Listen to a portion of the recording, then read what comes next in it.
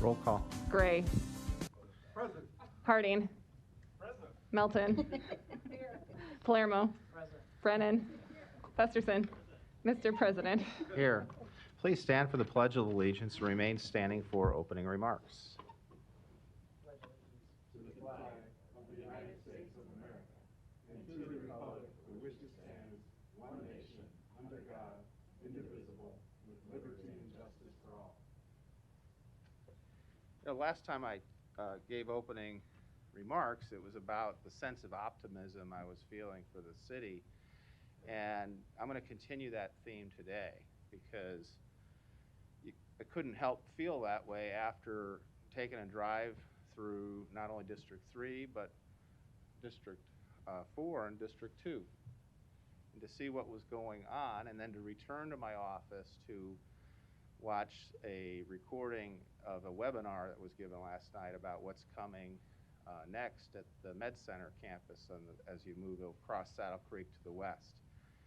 Folks, there's big things going on in our city that are creating all kinds of jobs, housing, and while addressing the important goals that our city needs to accomplish in order to remain sustainable going into the next 4 or 5 decades. And so just if you haven't seen what's going on or you're not aware of it, all you have to do is take a drive from the Makers District down to Lorison Gardens, a little bit west out by the old St. Patrick's Church, just south of 14th and Martha, and then into the Med Center campus. And you will see an amazing series of events and projects coming together, and there's more coming. So I just wanted to share that optimism. It's a beautiful day out there, and why not have a smile on your face today? So let's get to work. An affidavit of publication is on file for the pre-council and city council meeting, and a current copy of the Open Meeting Act is posted in a white binder on the east wall of the legislative chambers. Good afternoon, ladies and gentlemen. Welcome to this meeting of the Omaha City Council. We thank you for joining us today as a courtesy to those in attendance and to facilitate the conduct of our business. We ask that you please silence or turn off all electronic devices. And I notice my machine is not enabled. Yeah, I'm doing it right now. Okay.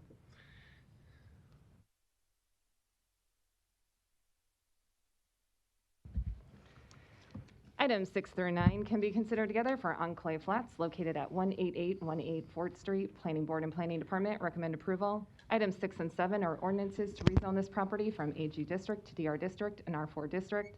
Item 8, a resolution to approve the final plat. Item 9, a resolution to approve the subdivision agreement. Before we begin the public hearing, I would advise council members, there's an amendment on item 7. So if there's a member inclined to move to approve, I'd appreciate if you take the first motion on 6, 8, and 9 as one item, and then item 7 will need to be amended by motion, then approved as amended if so desired by the council. We'll now open the public hearing on items 6 through 9. Any proponents? Yes, thank you, Mr. President, members of the council. Larry Jobin, 11440 West Center Road, appearing on behalf of the developer and the development. This is a 106 lot subdivision at 188th and Fort. The reason for the amendment to the zoning ordinance is that there's only 106 lots, and there was a typo that said there was 107 lots. So it was just fixing that little issue. But other than that, I'm here for questions. Thank you. Are there any other proponents? Are there any opponents? The public hearing is closed. Roll call. Gray. Yes. Harding. Yes. Melton. Yes. Palermo. Yes. Brennan. Yes. Festerson. Yes. Mr. President. Yes. Motion passed 7-0. It's just an amendment.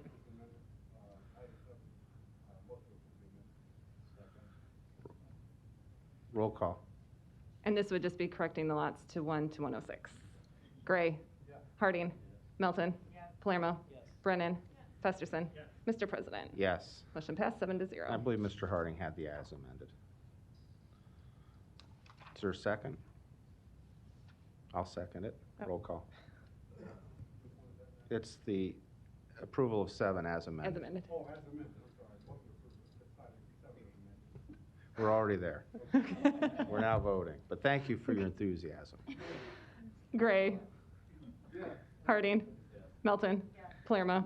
Brennan. Festerson. Mr. President. Yes. Motion passed 7-0. Items 10 through 12 can be considered together for Woodbrook, located northwest of 180th and 4th Streets. Planning Board and Planning Department recommend approval. Item 10, an ordinance to rezone this property from AG District to R4 District. Item 11, a resolution to approve the final plat. Item 12, a resolution to approve the subdivision agreement. Before we begin the public hearing on items 10 through 12, I want to welcome the Dean of the Planning Attorneys Delegation back to the council. It's good to see you, Mr. Fellenkamp. Thank you. That's when you're known as the old guy. Does anybody remember him? We open the public hearing on items 10 through 12 at this time. Mr. President, members of the council, my name is John Fullenkamp. My address is 11440 West Center Road. I'm here on behalf of Celebrity Homes, which has developed a rather large subdivision at 180th and 4th Street. This is the fourth phase of that development, and it is on the northwest corner of 180th and 4th Street. It has the recommendation of the planning board, and you have seen it before. I'd be happy to answer any questions. Thank you. Are there any other proponents? Are there any opponents? The public hearing is closed. Roll call. Gray. Harding. Melton. Palermo. Brennan. Festerson. Mr. President. Yes. Motion passed 7-0. Thank you very much. Gray. Item 13, an ordinance to rezone property located southwest of 19th and Leavenworth Street from DS District to CBD District. Planning Board and Planning Department recommend approval. The public hearing on item 13 begins at this time. Are there any proponents? Yes. Amelia Drake, 1414 South 16th Street, on behalf of the Berkeley. Thank you. I'm sure you're happy to answer any questions. Absolutely. Great. Are there any other proponents? Are there any opponents? The public hearing is closed. Roll call. Gray. Harding. Melton. Palermo. Brennan. Festerson. Mr. President. Yes. Item 13 is approved 7-0. Thank you. Item 14, an ordinance to rezone property located at 16212 West Maple Road from AG District to DR District. Planning Board and Planning Department recommend approval. The public hearing on item 14 begins at this time. Are there any proponents? Are there any opponents? The public hearing is closed. Roll call. Gray. Harding. Melton. Palermo. Brennan. Festerson. Mr. President. Yes. Item 14 is approved 7-0.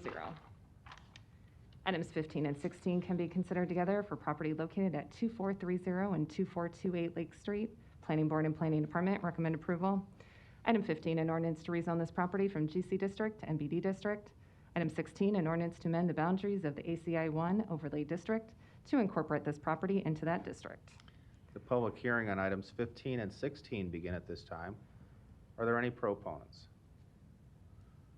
Are there any opponents? The public hearing is closed. Roll call. Gray. Harding. Melton. Palermo. Brennan. Festerson. Mr. President. Yes. Motion passed 7-0. Item 17, a resolution to approve a special use permit to allow large group living in the R6 district located at 1720 North 40th Street. Planning Board and Planning Department recommend approval. The public hearing on item 17 begins at this time. Are there any proponents? Are there any opponents? The public hearing is closed. Roll call. Gray. Harding. Melton. Palermo. Brennan. Festerson.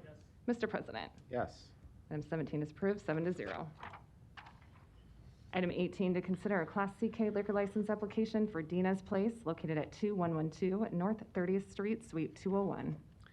The public hearing on item 18 begins at this time. We have Gladys Harrison and Tricia Harrison registered. Okay. Welcome, Gladys. Hi, Would you give us your name and address, please? my business address or my home address? Business is fine. My name is Gladys Harrison, 2112 North 30th Street, Suite 201, Omaha, Nebraska. Thank you. Are you happy to answer any questions Thanks. Are there any other proponents? Are there any opponents? The public hearing is closed. Roll call. Gray. Harding. Melton. Palermo. Brennan. Festerson. Mr. President. Yes. Item 18 is approved, 7-0. Good luck. Item 19, to consider a Class C liquor license application for Indigo Downtown Omaha, located at 1802 Dodge Street. The public hearing on item 19 begins at this time. We have Venati Zofi and Mackenzie Manning representing the applicant. Ms. Manning. Hello, everyone. I'm Vanity Zofi with 1802 Dodge Street, Omaha, Nebraska, and I'm here for any questions. Thank you. Are there any other proponents? Are there any opponents? The public hearing is closed. Roll call. Gray. Harding. Melton. Palermo. Brennan. Festerson. Mr. President. Yes. Item 18 is approved, 7-0.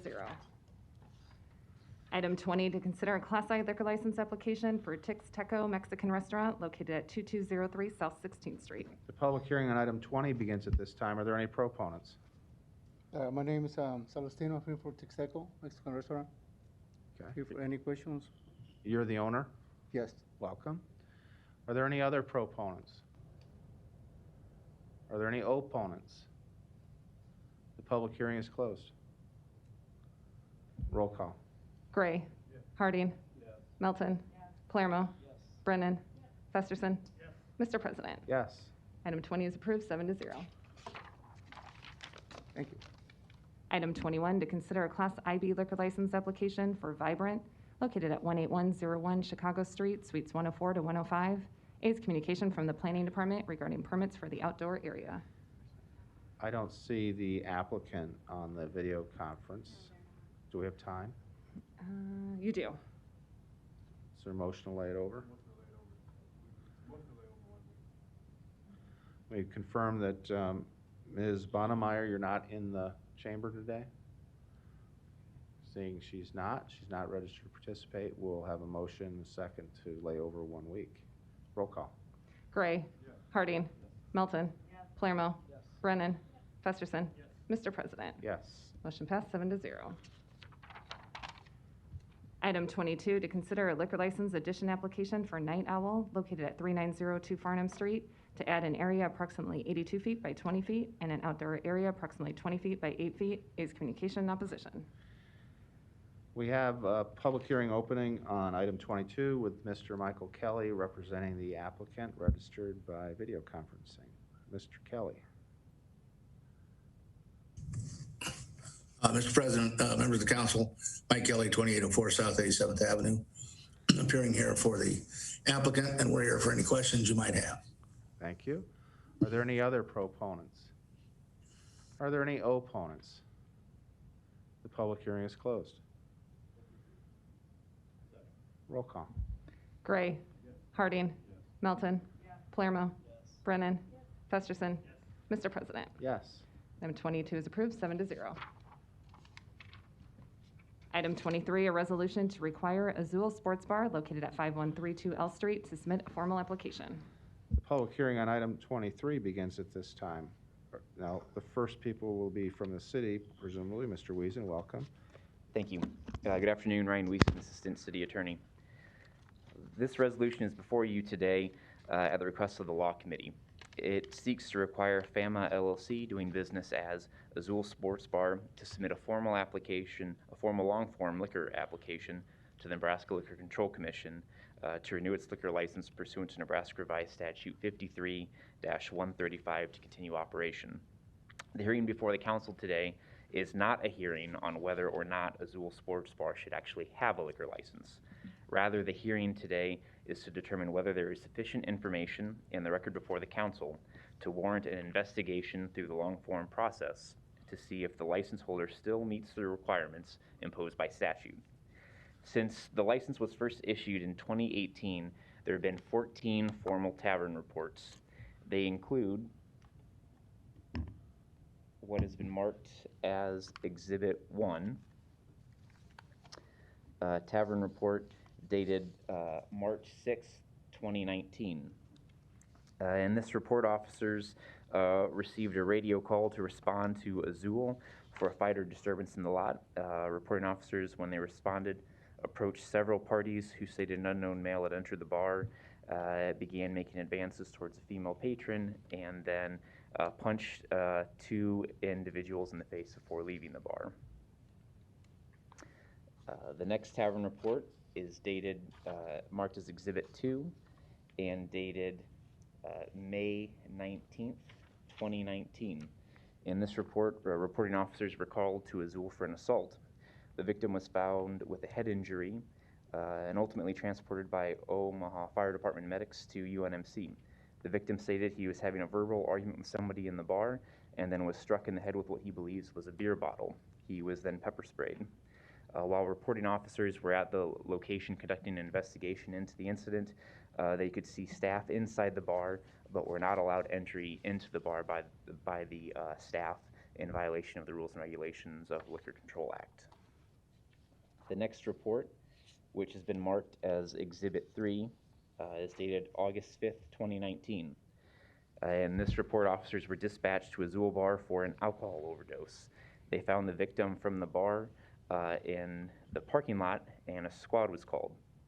The victim was unable to answer simple questions and could only make primal guttural noises, according to the officers.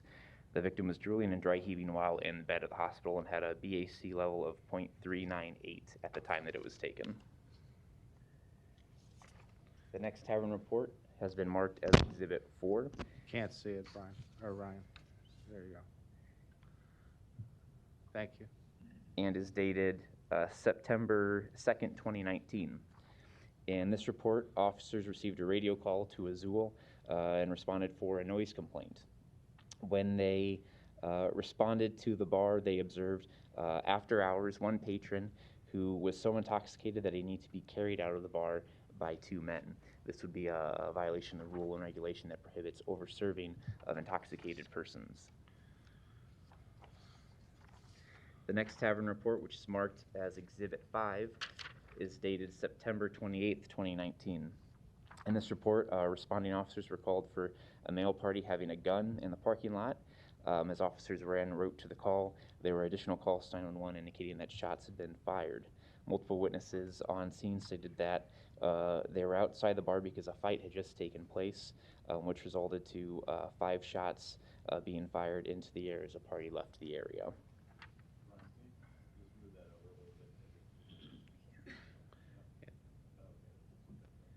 And then shrink it down just a little bit. On top. There you go.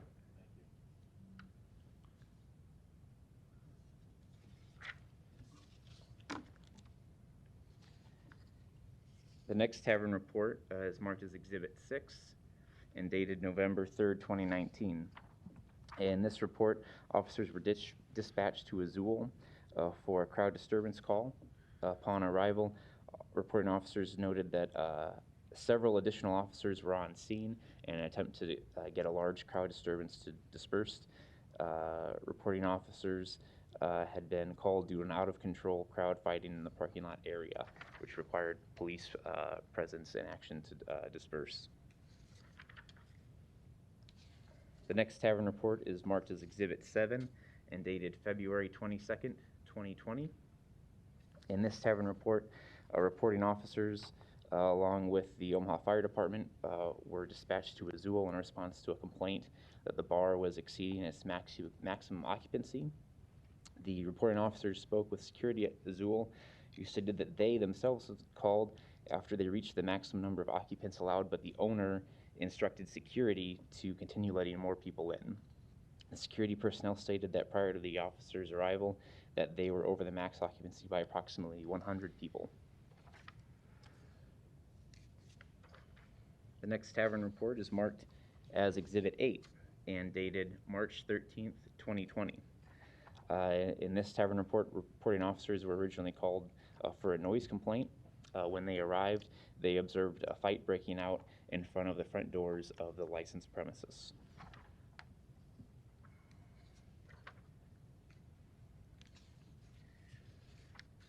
The next tavern report is marked as Exhibit 9 and is dated June 3rd, 2020. In this tavern report, officers were dispatched to assist with a crowd disturbance at Azul. Reporting officers spoke with gang unit officers who said that they observed a large group of individuals fighting outside of the bar. The gang unit officers then stopped a vehicle leaving the area and identified 2 individuals present in the vehicle as members of the Gangster and Disciples gang. These 2 gang individuals indicated that they went into Azul, but then quickly left the bar and were followed outside by rival gang members who were located at that premises, and that's where the altercation took place. While there, reporting officers asked to see the liquor license for the establishment and found an expired license, and the license holder, the bar owner, could not present a current license to the officers at that time.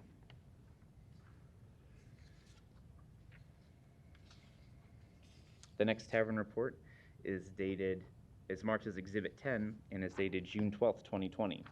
In this tavern report, officers responded to Azul for a compliance check. Upon arrival, they observed more than 75 patrons within the bar in violation of directed health measures on the percentage of occupancy that establishments could have. They spoke with the owner, who was not wearing a face covering or mask, and the owner could not produce a certificate of occupancy for the officers at the time, nor could the license holder present a valid liquor license, although the license holder did have the current the expired license, which had been presented previously at the last call.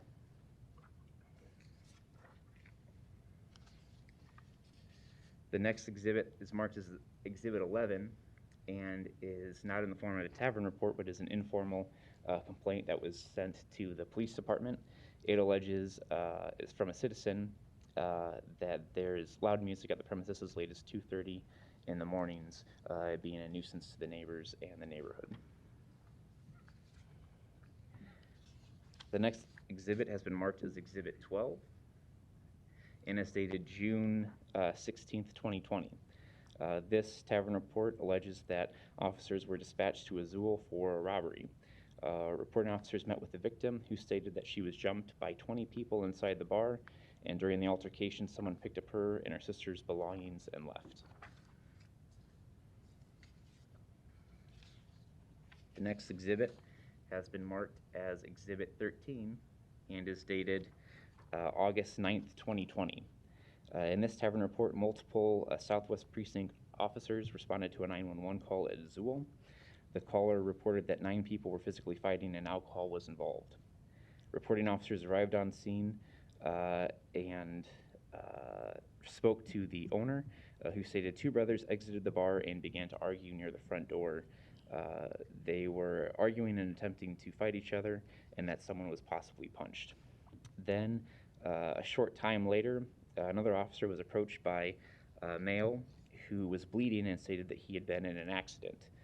The investigation revealed that this individual had been involved in the fight at Azul and then drove off with a blood alcohol level of 0.294% with 2 toddler children in the vehicle. The vehicle then collided with another vehicle, and the individual then fled the accident, and the other motorist who was involved pursued him until he pulled over. Toddlers in the vehicle stated that the individual had been, quote, hitting people at the restaurant, being Azul bar, and the toddler's mother was also in the vehicle, who had a blood alcohol content of 0.196, and stated that they had just left Azul bar. The next tavern report is marked as Exhibit 14 and is dated February 28th, 2021. In this tavern report, officers were dispatched to UNMC for a report of a cutting. Upon arrival, the officers made contact with 2 victims and a witness who stated that they were at Azul when a fight broke out. Officers were advised that approximately 15 to 30 people were involved in the fight, and around 200 people were at the bar. Officers were advised that the individuals were throwing chairs and bottles as part of the fight. Officers viewed that both victims had multiple lacerations requiring medical treatment, and 1 victim was admitted to UNMC. Another officer responded to Azul and observed a large amount of blood on scene.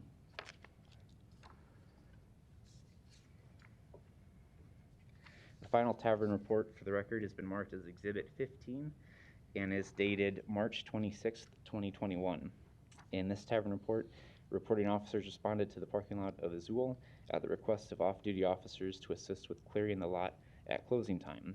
Reporting officers witnessed several physical alterations in the parking lot, and off-duty officers made mention that there were also a few physical altercations that occurred inside the bar throughout the night. In addition to these Tavern Reports, there is also an incident that occurred recently involving a shots fired call near Azul that officers cannot definitively link to the liquor establishment or the licensed activity, but to quote their words, it's just too much of a coincidence at this point, and they believe that the investigation may still be ongoing. These reports have all been marked as exhibits and will be submitted to the city clerk as part of the record. The liquor license for Azul was last renewed in October of 2020. And since then, there have been 2 tavern reports involving significant disturbances, 1 license suspension by the Liquor Control Commission, and again, this shots fired call nearby that officers believe are likely related to the bar but cannot definitively prove at this time. The license holder has additionally been called in before the Law Committee on 2 occasions and has been asked to implement measures to end these disturbances, but they continue to happen as evidenced by the continued tavern reports for multiple fights and disturbances.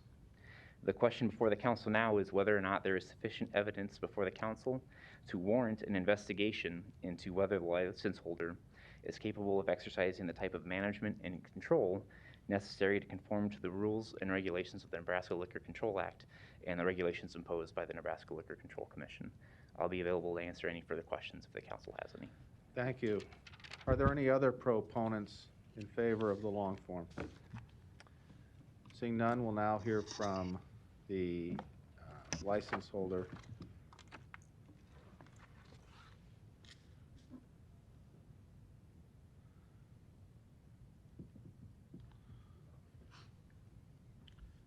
Michael Polk, 2712 South 87th Avenue, here with Abraham Centeno, who's one of the owners of Azul Sports Bar. Can you give your address?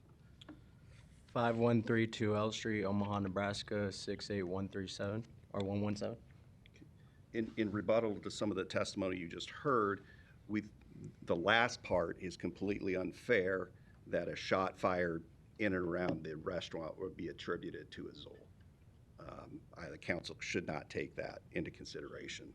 Secondly, with respect to Exhibit 2, that was actually adjudicated before the Liquor Control Commission, and several of the statements contained in that police report are inaccurate as testified by some of the officers at the Liquor Control Commission when we had the hearing, namely that they weren't allowed inside and other aspects of that testimony.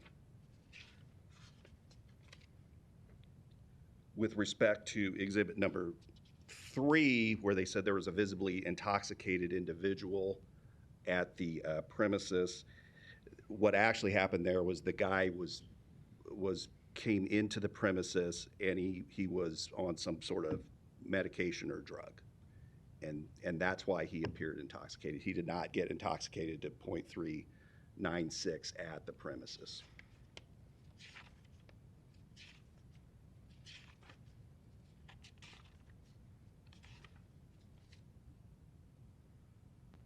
With respect to not displaying their liquor license on several occasions, which they accepted responsibility for in front of the Nebraska Liquor Control Commission, the business had difficulties during the pandemic getting a certified copy to hang on the wall, which was then rectified. And they did accept responsibility before the Nebraska Liquor Control Commission for that. Several of the Tavern Reports contain unverified statements by Nebraska or Omaha Police Department. It's what they've been told. It has not been adjudicated. It has not been verified that those witness statements are correct. And so we'd ask the council to consider that. For purposes of the company, we'd ask the council to oppose the resolution for the long form application. And Abraham Centeno is here to answer any questions. Good afternoon, ladies and gentlemen, City Council, everyone in attendance.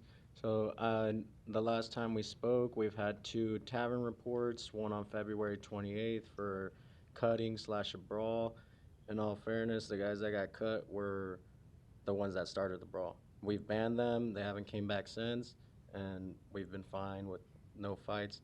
Second one, which was March, the very last one we have in 26. March 4th, a large disturbance in the parking lot. In all fairness, I was out there with the cop. It was just one drunk guy out there, and then we were kicking people out. As you see, it was 0150 in the morning. They were just watching the drunk guy, like not listening to our off-duty cop security, and that there was no, the physical altercation inside the bar was them arguing. There was no physical altercations. But that's all I have to say for the last Tell 2 them about tavern the reports. security. We have cop security, we have 4 inside security, and ever since that little brawl happened on February 28th, we switched to cans only, no more glass, and that's all I have to say. We're doing our best to make the bar safe, everything. Thank you. Are there any other opponents to this item? And just for the record, council, each council member will give the weight that she or he feels appropriate to each tavern report and presentation by Mr. Weeson. Understood. Public hearing is closed. Councilmember Harding, you're recognized. Thank you, Mr. President. Ryan, I just had a couple of follow-up questions. Make sure I had it right. So I think there were 14 tavern reports that you presented, as well as one was not a formal tavern report, but that would have been 15 reports, basically. Is that correct? That's correct. Could you give me the time span on those again? Like maybe a beginning and end. Sure. The first tavern report is dated March 6th, 2019. And the final tavern report is dated March 26, 2021, so approximately 2 years. So so those included the 2 tavern reports. I thought you said since October 2020. Is that what you said? That was when the license was last renewed by the statutory process. All right, and since then, and the ones we just had 2 in March and one just prior to that too. Correct, and that total includes those 2 subsequent tavern reports. Okay, that's what I needed to know. Thank you. Thank you. Councilmember Melton, you're recognized. Thank you, Ryan. Don't go far. A couple questions. I'm sure our council president could probably answer the questions as well, but I'll go ahead and ask you. When we request the long form, it's not saying that we're denying. When you do the long form, would that give us the ability, or the Liquor Commission the ability, to maybe put some additional terms and regulations on the license, like what we've done in the past for other bars? That is correct. This long form doesn't cancel the license. It doesn't revoke the license. It's a statutory mechanism that's in place that simply requires the Liquor Control Commission to require the license holder to submit a new long form application, which will then trigger the same public hearing requirements that you have for all other liquor licenses, and would then go back to the Liquor Control Commission for an ultimate determination on whether or not it should be issued. So this would actually give the council the opportunity, it might actually benefit the owners if we were able to go through the long form. At another hearing in the future, we could ask for some additional terms, which then the owners would have to follow. And I think if they followed some additional terms, maybe they could avoid any more tavern reports. But today isn't the day that we can do something like that. Today, it's just long form or no long form, correct? That's correct. Because I think what I would like to see is, I would like to see having a discussion and having that discussion with the owner before it even comes back, to discuss some additional terms to the liquor license if we were going to renew it. And doing the long form is the only way we can get there, right? Yes, and that would be in the council's discretion. Okay. So I mean, because I think what I don't want the owner to think is that's it. If we do the long form, they're not going to be able to do it. Sounds to me like there's a lot of problems that have gone on here in the last 2 years. This may be the last straw, but there needs to be some significant improvements in security and making sure that the people that are being attracted to the bar aren't the people that are going to continue to cause these kind of problems.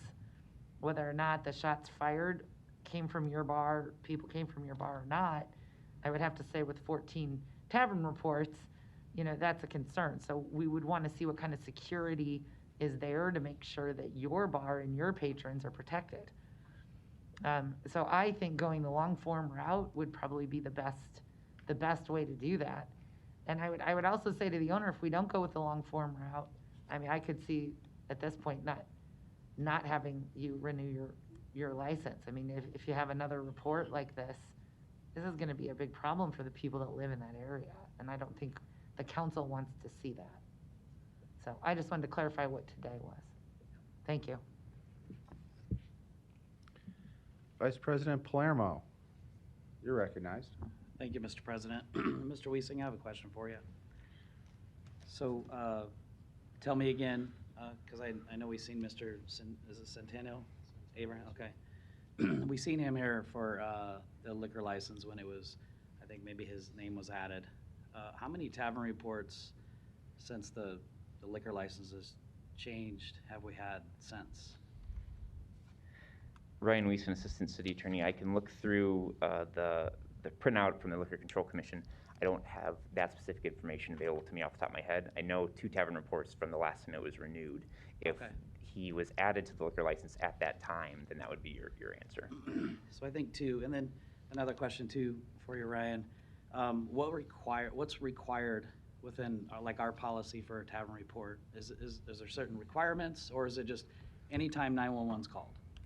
It's my understanding, and you may want to seek clarification from the police department on this, but at any time that there is an incident that occurs at a premises that is licensed under the Nebraska Liquor Control Act, that the police department will fill out a tavern report and forward that to the city council for the council's consideration, along with to the Nebraska Attorney General's office and the Nebraska State Patrol for liquor licenses. I believe that's triggered any time law enforcement is called to a licensed premises, but it is, I think, in their discretion to do. So I mean, I do see a deputy chief, but I don't think it would be fair to put him on the spot to ask him that question. But with what you just said, you're saying that a tavern report can be generated by a loud noise complaint the same as a shots fired complaint? That is correct. Okay, that's what I wanted to make clear. Not to dismiss what we're seeing in front of us as far as tavern reports. So Abraham, if you could come up, please.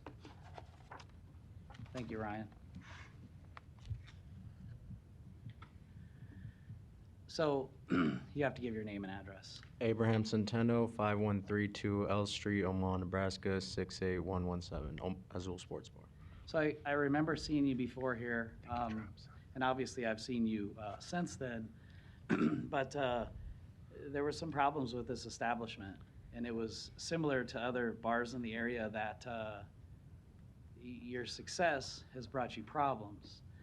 But I think when you came on board, you just recently got out of the military, correct? Yes, sir. Okay, tell me what you did there. I was in the Marines 6 years, just got out June 2020. Okay. And since I took over, I mean, my first month, I think there was one or 2 tavern reports. Then we came to talk to you guys, and then we had those last 2 tavern reports, which we had cop security at the time. We had inside security. We learned from it pretty much not to sell glass anymore for nightclub hours. Okay. We've been selling cans only at night since the February 28th incident. So we've had you in front of the law committee, which I serve on with 2 others as well. And I mean, we kind of told you the steps of what was going to happen if things didn't get turned around. And unfortunately, they have, but they haven't, because you've had a lot of tavern reports. But tell me what you've put in place since you've been part of this liquor license that has decreased the tavern reports with only having a couple of them since you've been on. Tell me what you've changed. Definitely more like strict pat downs. No matter how many times they come inside out the bar, we have strict pat downs, ID checks, have cop security. They come at 10:30 p.m. till 2:30 a.m. and they've definitely helped out a lot. So off-duty officers is what you put in place, and where did that recommendation come from? It came from the last time we spoke with you guys, and that's why we took it. Even if we're busy, we still have, I mean, even if we're slow, we still keep them, and just to be safe. So we feel protected with them. Okay. Well, again, the success, because a lot of these reports, and again, I'm not dismissing the fact, but when you can get a report for loud noise the same as something else, it does kind of question that policy, and maybe we need clarification on that. But you've got some problems that need dealt with, and some of the problems you have is the location of where you're at. I know you're zoned properly, but it doesn't mean the neighborhood just to the south of you is always happy with your success. So I'm going to support the long form here, but I think it's in your best interest. That way, if there's changes we can make to help and make you successful, then that's what we'll do. But we can't just dismiss what we've seen from city law here. So thanks for showing up. Thank you. No further lights. What's the pleasure of the council? Roll call. Gray. Harding. Melton. Palermo. Brennan. Festerson. Mr. President. Yes. Motion passed 7-0. Consent agenda. Any member of the city council may cause any item placed on the consent agenda to be removed. Items removed from the consent agenda shall be taken up by the city council immediately following the consent agenda in the order in which they were removed, unless otherwise provided by the city council rules of order. The public hearing on agenda items 24 through 36 were held on April 20, 2021. Roll call. Gray. Harding. Melton. Palermo. Brennan. Festerson. Mr. President. Yes. Motion passed 7-0. The public hearings on agenda items 37 through 49 are today. If you wish to address the city council regarding these items, please come to the microphone, indicate the agenda item number you wish to address, identify yourself by your name, address, who you represent, and if you are a proponent or opponent.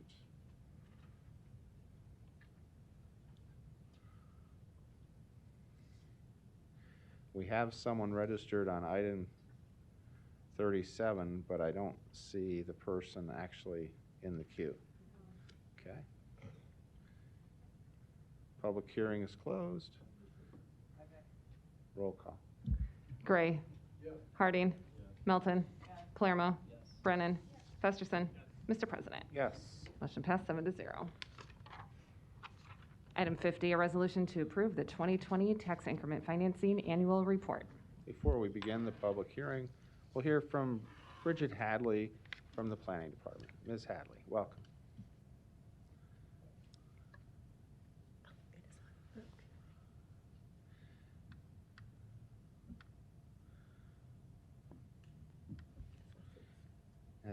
As the police say, just the facts. Just the facts. Good afternoon, council members and President Jerem. Bridget Hadley, City of Omaha Planning Department. As a preface to this report, the tax increment financing TIF program allows the City of Omaha to engage in public-private partnerships to encourage private investments in areas that have experienced disinvestments, areas in need of housing, areas in need of neighborhood revitalization, and areas with historic properties that can be repurposed, as a few examples. TIF is also helps to sustain a neighborhood community's economic base, as well as spur on additional development. So just a few highlights, hopefully, of the TIF report for 2020. Omaha has 253 active TIF projects.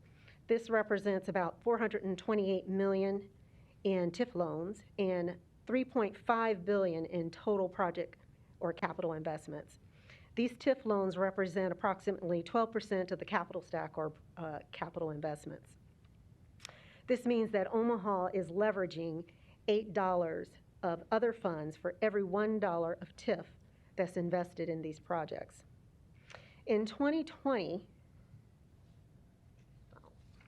so this is in the TIF report, just kind of shows the graphic of the comparison of the $428 million of TIF loans for the 253 active TIFs and then the 3.5 in investments.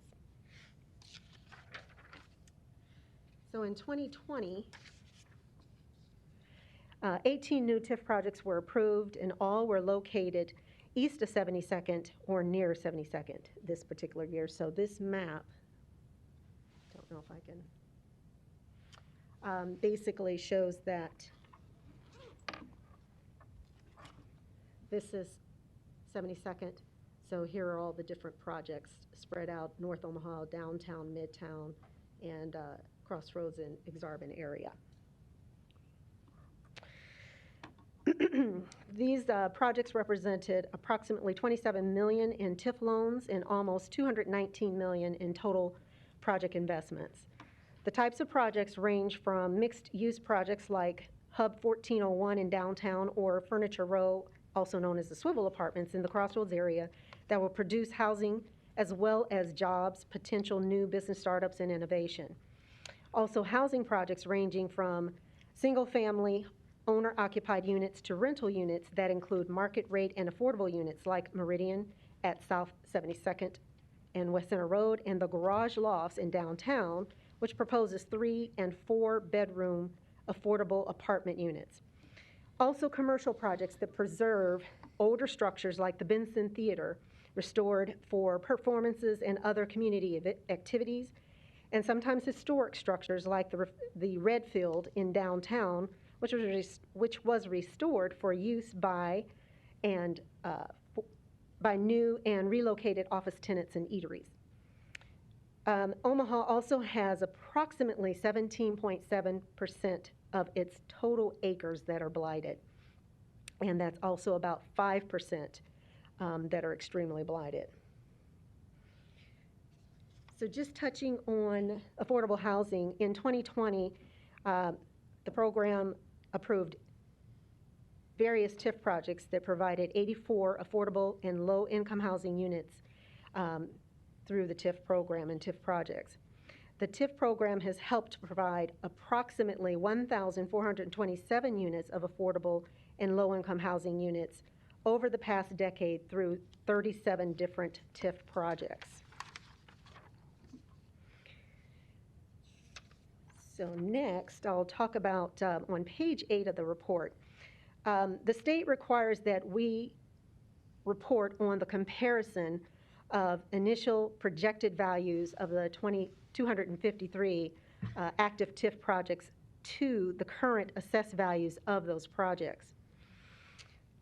The table on page 8 of the report, the cumulative variance subtotals column, so this column here,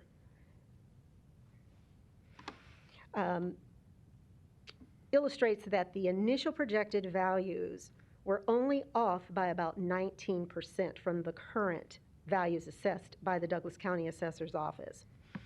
So that's what this number represents here. Factors such as location and the stage of construction completion affect the results. In last year's annual report, the group of active TIF projects' initial projected values were off by about 23% from the current values assessed by the Douglas County Assessor's Office. So while there are different perspectives and different ways to view that and interpret that, one perspective is that the development community is getting better at projecting the final valuations of their project.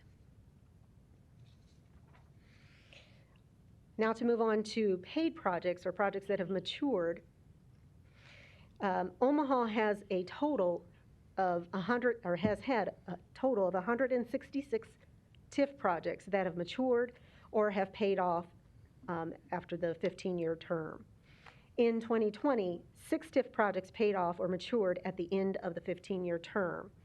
And that's what this shows here, and this is Exhibit D in the TIF report. Those projects began with base values around $6 million or less and grew to approximately $79 million in assessed valuation by the end of the 15-year term. This represents a 1,195% increase over the base assessed value and tax revenues. What was that number? I didn't hear it. I said this represents an increase of 1,195% over the base assessed values and tax revenues. Thank you. Yes. Using historic growth rates provided by the City of Omaha Finance Department, a simple what-if analysis was conducted by the Economic Development staff to see what growth may have occurred if there were no TIF or little to no development on these same 6 projects. The results were a 29% increase over the base assessed value and tax revenues. And These two graphics in the TIF report demonstrate that. This particular graphic is showing the increase in the base valuations. So beginning around 6 million, increasing by 72 million, which is that 1,195% increase over the base. And then if there was no TIF, the increase was only 29%. And then when you look at the revenues, again, the increase in the revenues is 1,195% for the TIF projects, but if there was no TIF or no to little development, would have only been 29%. In conclusion, the choice to approve TIF projects often results in a much larger increase in the tax base, which benefits the city, the county, and other taxing jurisdictions as well as citizens. Because the projects are helping to fulfill the city's master plan, various redevelopment plans, and city goals for economic and community development, the projects also help to make Omaha a better place to live through housing provision, work through business investment and jobs, and play through dining and entertainment venues and options. With that, I am here to answer questions. Thank you. Thank you. At this time, we'll open the public hearing. Are there any people wishing to testify as proponents on this? Any opponents?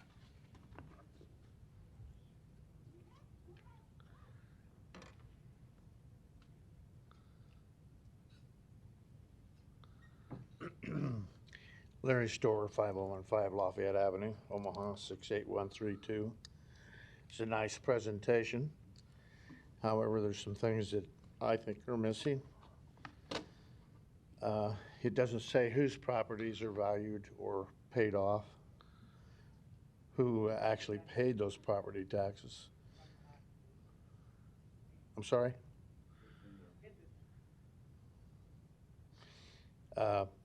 I'll save you the time later. I'll comment on, I find it strange that nothing was said about city's participation in this, and it suddenly has disappeared from the agenda item when you talk about TIF projects later on.